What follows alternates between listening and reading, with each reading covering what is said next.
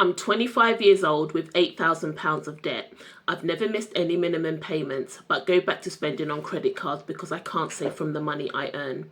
I earn £1,500 per month and pay £900 per month across the credit cards. I was thinking of taking out a debt consolidation loan. That way I can keep some money. I'm scared of not keeping up with the payments and having to go back to my credit card. I want to be debt-free before I'm engaged as we plan to buy a house together. My credit score is pretty good.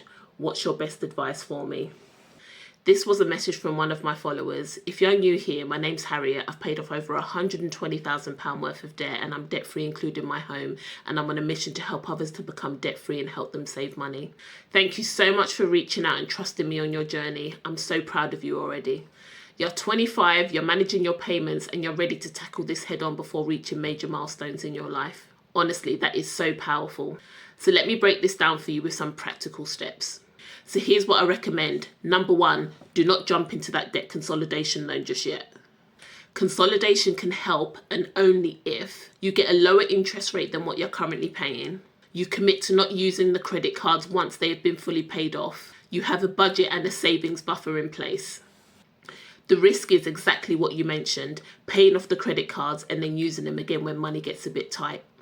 We need to fix the root cause first, which is your income and your spending habits. Remember, debt is a habit. It's got nothing to do with how much you earn, but everything to do with how much you keep. Step two, you need to build a survival budget ASAP. Your current debt payments of £900 a month only leaves you with £600 every single month. You need to see where every single penny is going, and here's how. List all of your essential costs, for example, rent, transport, minimum debt payments, food, any necessities.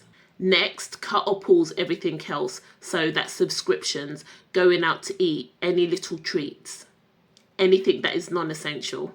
Next, use a zero-based budget. Give every single pound a job. You can use a budget tracker or the cash envelope system to help you stay disciplined. I personally like the cash envelope system. I have a budget for my food every month and I take up that money in cash and I put it in an envelope. Whenever I'm going to pay for something, I pay for it in cash. This helps me keep a track of what I've got left. You can't spend what you don't have. 3, create a small emergency fund before overpaying on any of your debt. Even if it's just £100 to £200, this can help you stop reaching for the credit cards when you have unexpected expenses. You can start by pausing any overpayments just for a month just to help you build up this emergency fund. You also mentioned that you've got really good credit. One of the things I'd recommend is see if you can do a 0% balance transfer. This is going to give you a bit of breathing room. However, before you apply for the card, check out my previous video on how to check your eligibility before you apply. 4, use the debt snowball or the debt avalanche method to attack your debts. With the debt snowball method, you list your debts from smallest to largest amount.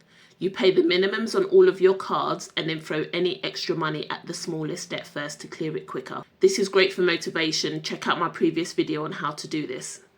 The debt avalanche method focuses on the highest interest rate first. This can save you more money. It doesn't matter which one you pick, just pick one and be consistent with it.